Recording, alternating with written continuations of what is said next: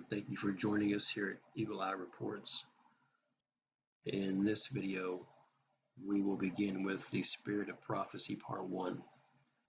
Let's begin. The Spirit of Prophecy, reciting the sealed scroll. I have already revealed the scroll in this report. Do not add to or take away from the words of this book. You can either read this from this hyperlink or in the previous video I covered this report. In this report, I will bring to light the importance of this scroll by showing many examples of how it was utilized and written about by the other writers and messengers of Scripture. We will see how this scroll was the foundation of understanding for Yahusha, Yeshayahu, Isaiah, Yirmiyahu, Jeremiah, David, Samuel, Deborah, Ezekiel. The list goes on and on. This sealed scroll has been likened to the Word from the beginning, and it is the vine, and we are its branches. And without staying in it, by not adding to or taking away from it, we can bear no fruit. Or as Yeshayahu put it, have no light. Isaiah 8:20, to the Torah and to the witness. If they do not speak according to this word, it is because they have no light. It is the spirit of prophecy, the end declared from the beginning. The spirit of prophecy is the sure word, of Yahuwah, proclaiming the latter end. John 6:63. It is the spirit that gives life. The flesh does not profit at all. The words that I speak to you are spirit and are life. So it is a spirit that gives life. The flesh alone, the scroll, does not profit at all. But the spirit, the spoken words of the scroll, that's what gives the life. It is the spirit that gives life. The flesh does not profit at all. The words that I speak to you are spirit and are life. His words are spirit. The spirit of prophecy are words of prophecy. In the last report, I covered the topic of the written word being the flesh, the spoken word being the spirit. And so, in terms of eating the scroll alone does not profit at all. As it reads in James, don't be just hearers of the word and deceive yourselves that you are satisfied and complete, because eating the scroll and reading the scroll is coming to the understanding that this scroll is for a witness, and that witness is to be issued with the mouth. And it's those words of the witness that give life, that bring many to repentance, true repentance. And so that's a little more understanding on it is the spirit that gives life. The words that I speak to you are spirit, his words are spirit. The spirit of prophecy are words of prophecy. And eating the scroll alone, right, is not enough. Simply hearing this message and doing nothing about it is not enough. As John was told, eat the scroll, because later on you're going to have to prophesy to many nations. You're going to have to speak it, and those words will give life. Revelation 19:10, and I fell at his feet to worship him, but he said to me, see, do not do it. I am your fellow servant and of your brothers who possess the witness of Yahusha. Worship Elohim. For the witness of Yahusha is the spirit of prophecy. For the witness of Yahusha, the same witness he possessed. Which witness was that? Take this book of the Torah. You shall place it beside the ark of the covenant of Yahuwah, your Elohim, and it shall be there as a witness against you. Isaiah 8:20. To the Torah and to the witness. If they do not speak according to this word, it is because they have no light. Revelation 22:9. And he said to me, see, do not, for I am your fellow servant, and of your brothers the prophets, and those guarding the words of this book. Worship Elohim. He said to me, do not seal the words of the prophecy of this book, because the time is near. And I fell at his feet to worship him, but he said to me, see, do not. I am your fellow servant, and of your brothers who possess the witness of Yahusha, worship Elohim. For the witness of Yahusha is the spirit of prophecy. So we see here the messenger that was speaking with John, equating the worshiping of Elohim with guarding the words of this book, a prophetic book, as we see here, next verse. And he also equates it with the witness of Yahusha.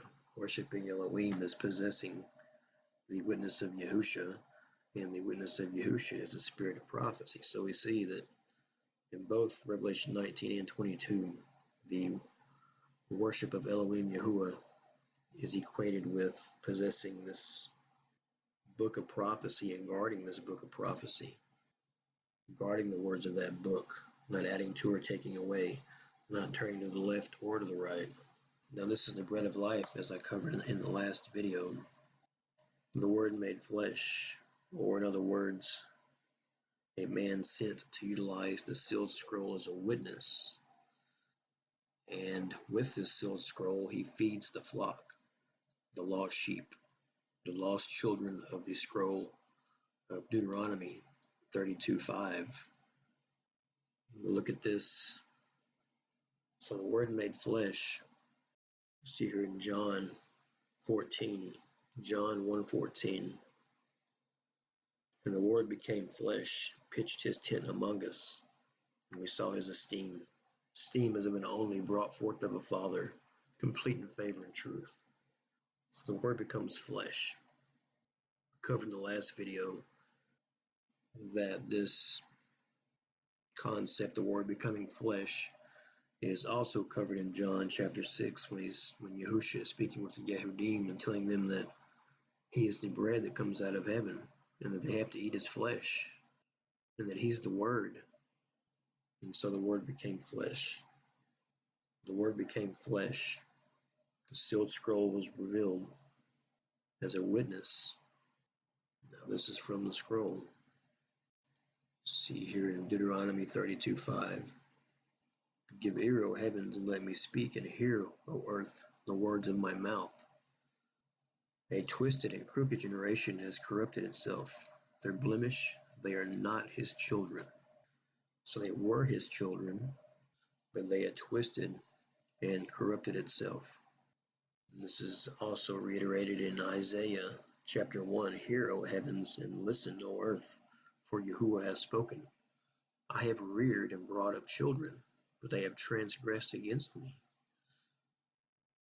And this is from the scroll. As I just mentioned, we can see this is very clear. A twisted and crooked generation has corrupted itself. For I have reared up children, but they have transgressed against me. Their blemish, they are not as children. Do you do this to Yahuwah, O foolish and unwise people? Is he not your Father, who bought you, who created you and established you? The Word made flesh is a man sent to utilize the sealed scroll as a witness with which he feeds the flock. We see in Isaiah 7. We see the sign, the recent sign of 2017 of Virgo birthing the king planet Jupiter. He said, Hear now, house of David. It's not enough that you worry man, that you worry my Elohim also. Therefore Yahuwah himself gives you a sign. Look, the Alma, the maiden conceives and gives birth to a son. You shall call his name Emmanuel, or El with us, or the Word made flesh, because he pitched his tent with man. And the Word became flesh and pitched his tent among us, El with us. And what is indicative of the sealed scroll? He eats curds and honey when he knows to refuse evil and choose the good, when he knows to eat the scroll and possess the spirit of Yahusha. He eats curds and honey, milk and honey, just as whenever Israel first partook of the scroll in Deuteronomy 31, they entered into the land of milk and honey. Ezekiel was told to eat the scroll, it would be sweet as honey in his mouth. John was told to eat the scroll, that it would be as sweet as honey in his mouth. David said, I found your words, and they were sweet as honey. So this is part of the terminology that the messengers use in dressing their own vineyard. in being a branch from the vine, staying in the vine, putting off their own fruit, dressing it up in their own unique way, which is appropriate to their time. And this is what each one has done. It's why we see remnants and pieces and highlights of the scroll in each writer's writings. But added with that is how it applied to their time and to their role and to their job and their office. David was a king. Ezekiel was a prophet, priest, So you really got to take all that into consideration. So back to this report. Again, I will emphasize in this report how influential the spirit of prophecy was to past messengers of his word, and we will see how it shaped their understanding of Yahuwah's will for man concerning the times of judgment, and how they applied the word declared from the beginning to their days and became branches of the vine. In following reports, we will seek understanding of these words. For now, let's just observe its reiteration. Concerning this witness of the scroll, Moshe commanded Israel to write it down for themselves and to teach it to their children. Deuteronomy 31:19, and now write down this song for yourselves and teach it to the children of Israel. Put it in their mouths, so that this song is to me for a witness against the children of Israel. So we have the writing down, the flesh, and then we have the conversion of the flesh to the spirit, put in their mouths, so that the song is to me for a witness against the children of Israel. So did anyone ever take this command to heart? Well, let's see. Here's how the scroll begins. So Moshe spoke in the hearing of all the assembly of Israel the words of the song till their completion. And then here's the song, 32:1. Give ear, O heavens, and let me speak, and hear, O earth, the words of my mouth. Here's how Yeshayahu begins, Isaiah 1:2. Hear, O heavens, and listen, O earth, for Yahuwah has spoken. I have reared and brought up children, but they have transgressed against me. So we see the obvious similarity between 32:1 of Deuteronomy, give ear, O heavens, and hear, O earth, and Isaiah 1:2.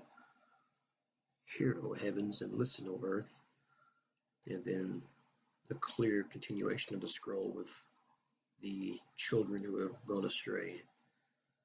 Coincidence or obedience? Again, Isaiah 1:2, hear, O heavens, and listen, O earth, for Yahuwah has spoken. I have reared and brought up children, but they have transgressed against me. Scroll. Deuteronomy 32:5, a twisted and crooked generation has corrupted itself. Their blemish, they are not his children. Other examples of Deuteronomy 32:1, Deborah. And on that day, Deborah and Barak sang, saying, Hear, O sovereigns, give ear, O princes, I do sing to Yahuwah. I sing praise to Yahuwah, Elohim of Israel. I do sing to Yahuwah. From the scroll, 32:3. For I proclaim the name of Yahuwah, ascribe greatness to our Elohim. And this is what Deborah does in Judges 5, and this is also kind of giving you a hint as to why Yahushua said this is how you should pray. And then he gives the outline of how one should pray. And if you study both that prayer and Deuteronomy 32, you'll see that it's just a basic outline of the scroll.